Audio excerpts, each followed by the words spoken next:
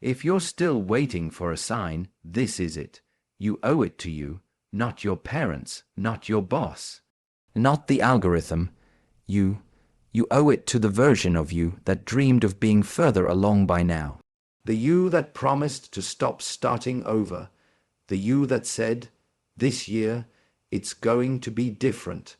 Let me be real with you. No one is coming to make you do it. Not your partner, not your therapist, not even me. No one is going to wake you up early, push you to take the risk, or drag you away from the distractions.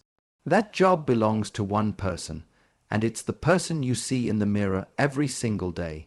If you keep waiting until you feel ready, you will miss your life. You will look up and it'll be December again, and you'll wonder, where did the year go? You'll scroll through pictures of other people who bet on themselves, and you'll wish you had too. This is not about hype. This is about decisions. You don't need more motivation. You need a moment. 1 second of courage to hit send, to walk away, to show up, to begin. And guess what? It won't feel good. It won't feel right. Courage feels like fear with the volume up, but you do it anyway. Why? Because your future is watching. And I want you to hear this loud and clear. You owe it to you, not just for the goals, but for the peace that comes when you finally keep a promise to yourself. When your actions finally match your ambitions. You don't need a new year. You need a new standard. So what now? Now you decide. Now you move.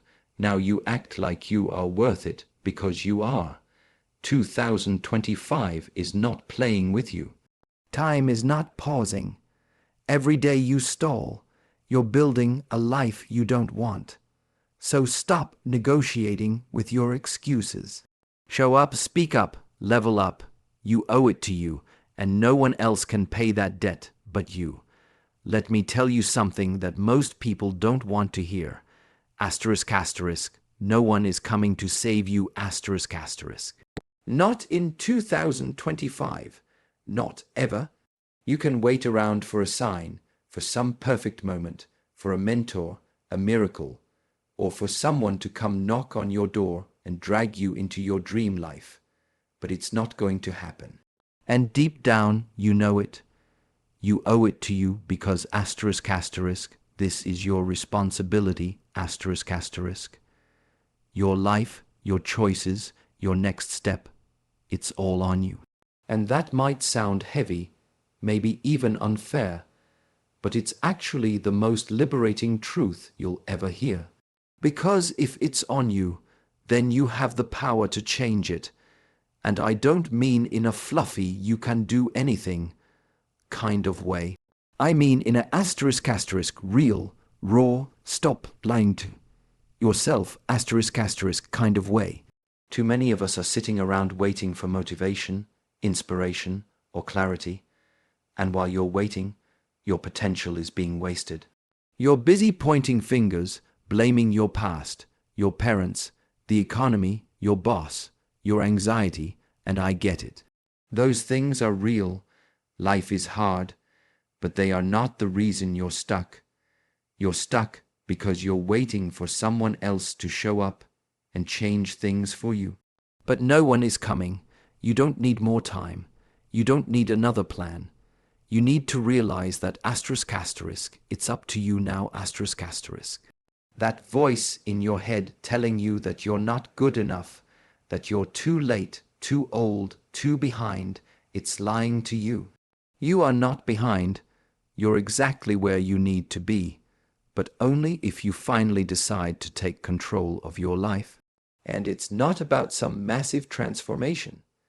It's not about quitting your job tomorrow or running a marathon next week. It's about waking up and doing one thing, just asterisk, one thing asterisk, that moves your life in the direction you want. Because guess what? You are the only one who knows what that is. You know the thing you keep avoiding. You know the conversation you need to have. You know the choice you've been putting off. If you don't move, nothing moves.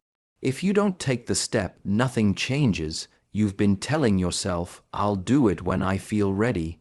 Stop. That's not how this works. Readiness is not a feeling, it's a decision. You decide you're ready, and then you move before your brain talks you out of it. You override the fear. You act anyway. That's how change happens. Think about the most powerful people you know. The ones who seem grounded, who are building something, who walk into a room and radiate purpose. Do you think they waited for someone to come tap them on the shoulder and hand them their power? No, they claimed it, they chose it, and they keep choosing it every day, even when it's uncomfortable, even when it's messy, even when it's lonely. And that's the part nobody talks about. This journey, it's not glamorous, it's not always fun, but it's worth it.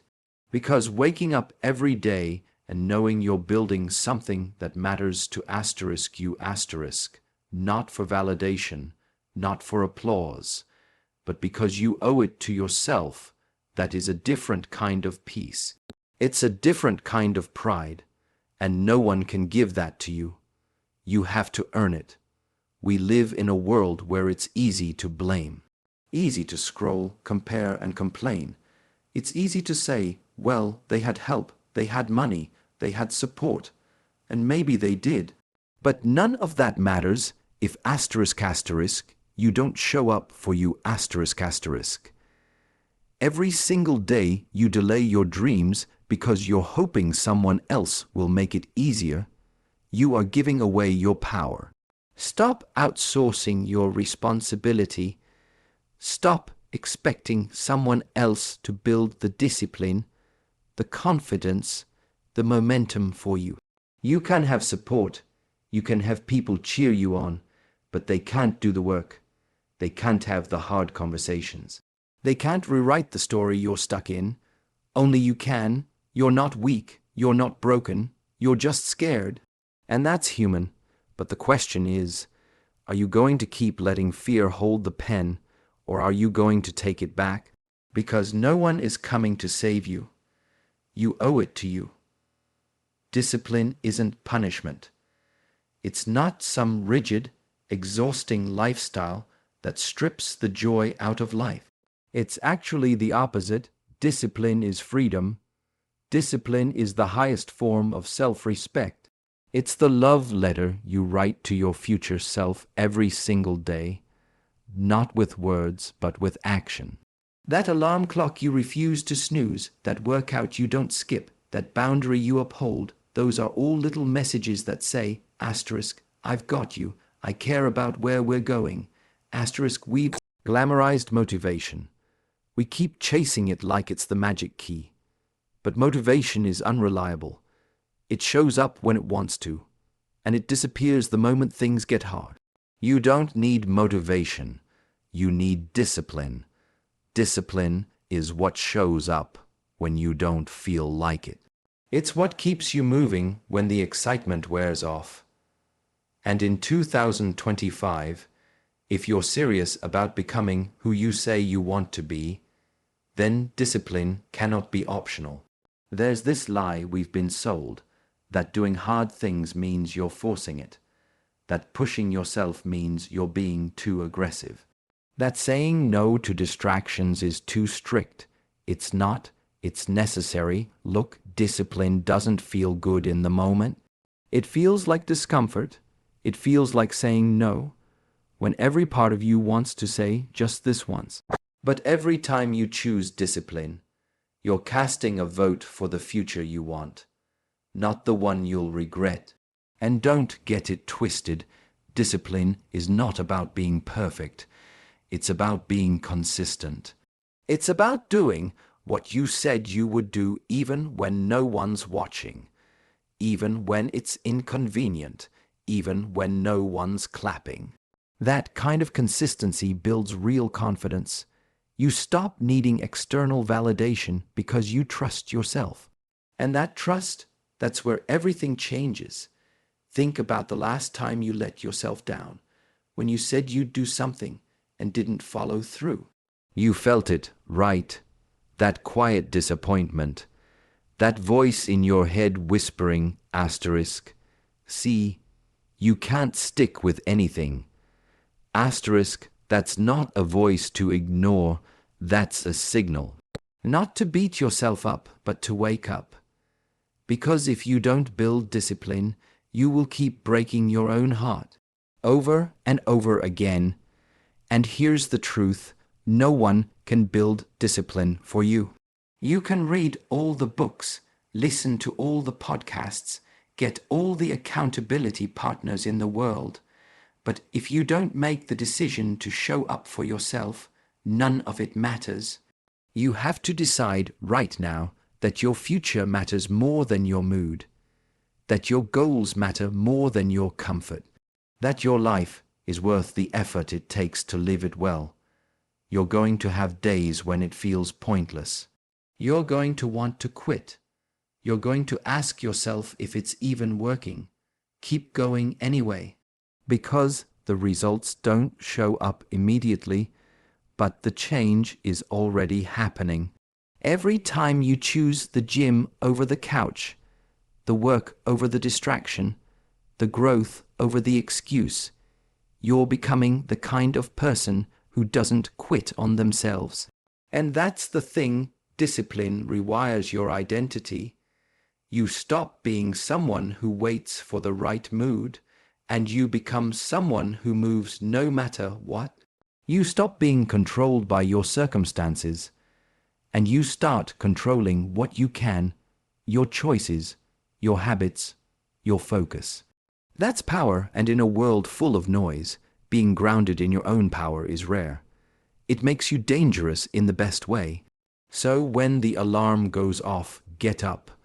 When the temptation to procrastinate shows up, breathe and lean in. When your brain starts negotiating for comfort, remind yourself who you're doing this for. You're not doing it to prove something to anyone. You're doing it because the version of you at the end of this year deserves it. You owe that version of you the habits, the clarity, the follow-through. You owe them a life that wasn't built on impulse, but on intention. A life where you didn't just talk about it, you lived it. Where you didn't just plan, you executed. Where you didn't let your past dictate your pace. That version of you is waiting, not for perfection, but for consistency. And you know what? You already have what it takes. You don't need a miracle. You don't need another restart. You need to honor your word. You need to choose your future self, even when it's hard, especially when it's hard. Because every time you do, you're telling the world, asterisk, I matter, my life matters, my vision matters. Asterisk, you don't need another reason to begin. You owe it to you. Let's get honest, brutally honest. Your excuses are not valid reasons.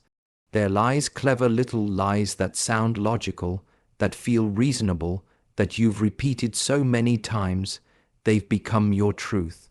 But they're not the truth. They're just stories. Stories your brain tells you to protect you from discomfort, from rejection, from failure, from change.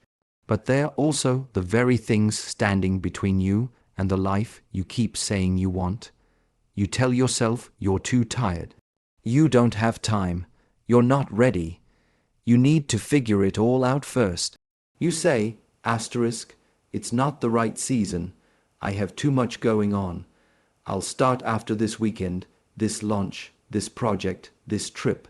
This stress dies down. Asterisk, and you believe it. You say it with conviction. You even convince people around you that you're being smart, being practical, being realistic. But the truth, you're hiding. You're using logic to mask fear. You're using perfectly reasonable excuses to avoid taking responsibility for your own potential. Because here's what nobody tells you. Your brain is a master negotiator.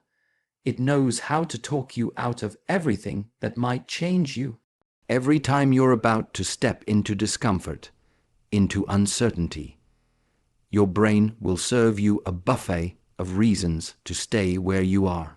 And you eat it up because it feels safe, comfortable, familiar, but comfort is the slowest form of death when you're built for more.